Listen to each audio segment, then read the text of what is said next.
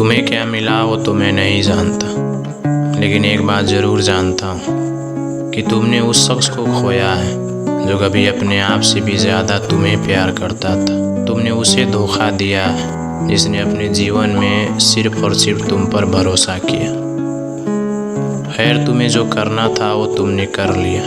बस अब एक आखिरी गुजारिश है, मेरे बाकी बचे जीवन में कभी भी और कहीं भी अगर तुम्हारा मुझसे सामना हो जाए तो भगवान के लिए अपना रास्ता बदल देना या फिर अपना मुंह फेर लेना,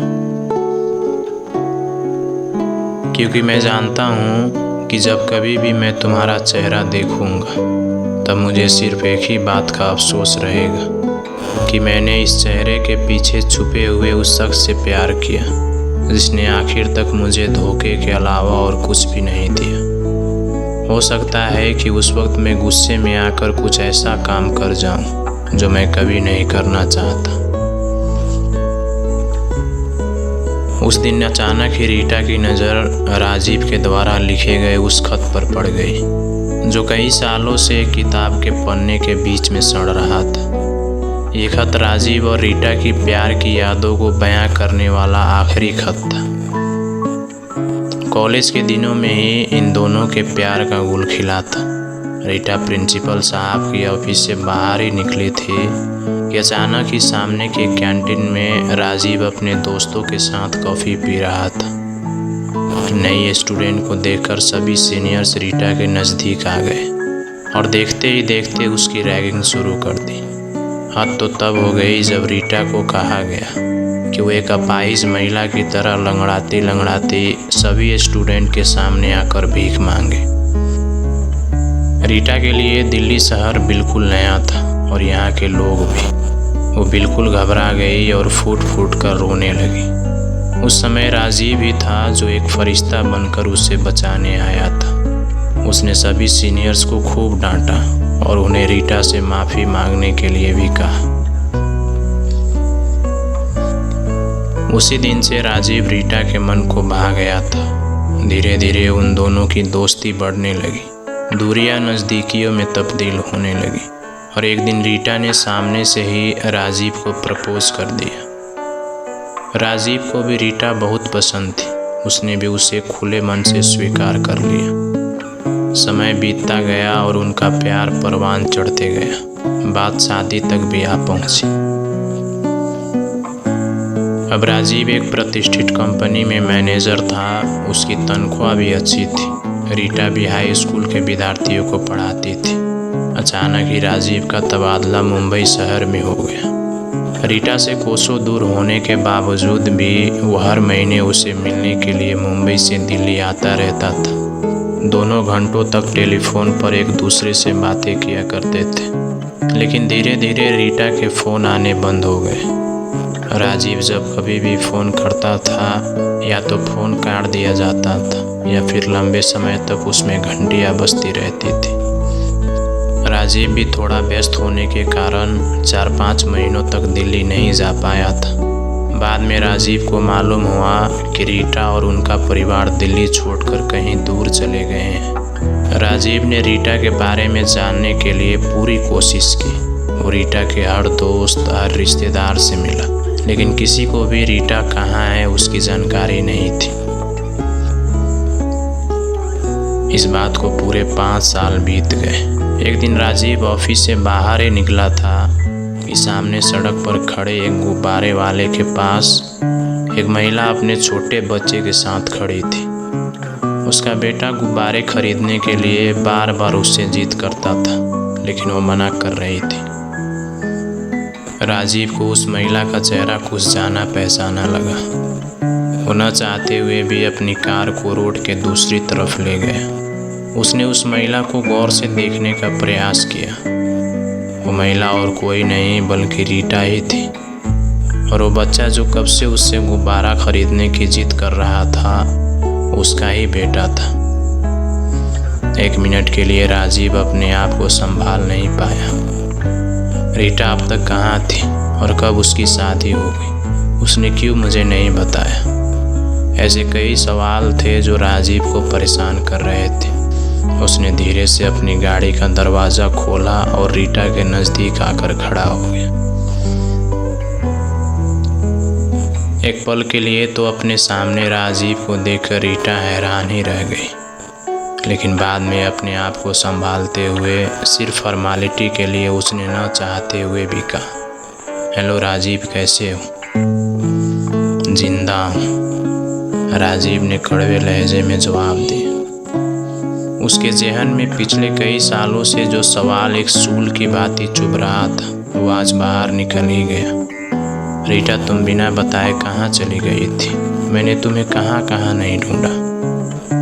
रीटा ने राजीव की इस बात का जवाब देना मुनासिब नहीं समझा और अपने बेटे के पास जाकर कहा, सोहम बेटा, ये राजीव अंकल है, उन्हें हेलो कहो। सोहम ने मीठी मुस्कान के साथ राजीव को हेलो कहा। उसकी मुस्कान को देखकर राजीव अपनी कड़वाहट और गुस्सा भूल गया।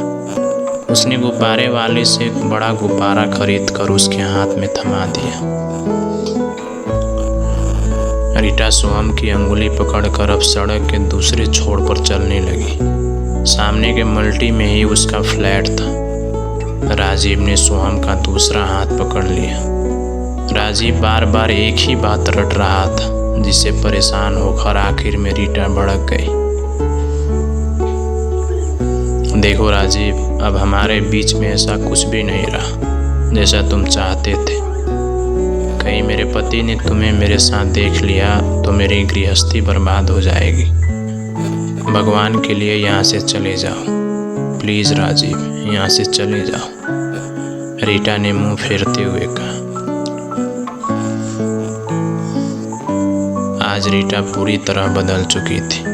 ये वही रीटा थी जो कभी राजीव के लिए अपनी जान देने के लिए भी तैयार हो जाती थी, लेकिन अचानक उसे क्या हो गया? आधी अधूरी बातों से राजीव को ये तो मालूम हो गया कि रीटा ने लंदन के एक बड़े उद्योगपति मोहन अग्रवाल से उसी समय शादी कर ली थी जब वो मुंबई में था। ये रिश्ता रीटा के चाचा जी लाए थे। उस वक्त रीटा असमंज में थी कि वो किसे चुने। एक तरफ राजीव था तो दूसरी तरफ मोहन। मोहन के सामने राजीव की औकात फूटी कौड़े की भी नहीं थी। उसके पास पुरखों की जायदाद और एक बड़ा कारोबार था। घर में 10-10 नौकर थे और रीटा के वो सभी सपने पूरे कर सकता था जिसे वो दिन रात देखा करती थी।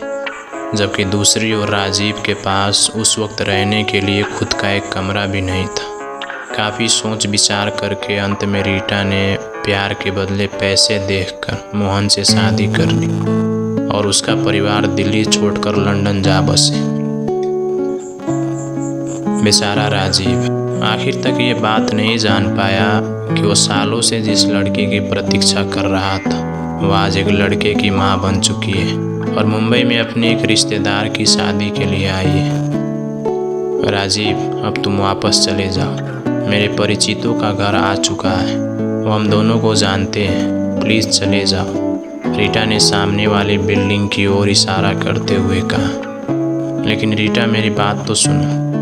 राजीव अपनी बात पूरी भी नहीं कर पाया और रीटा अपने पति का विजिटिंग कार्ड देकर मल्टी के भीतर चली गई।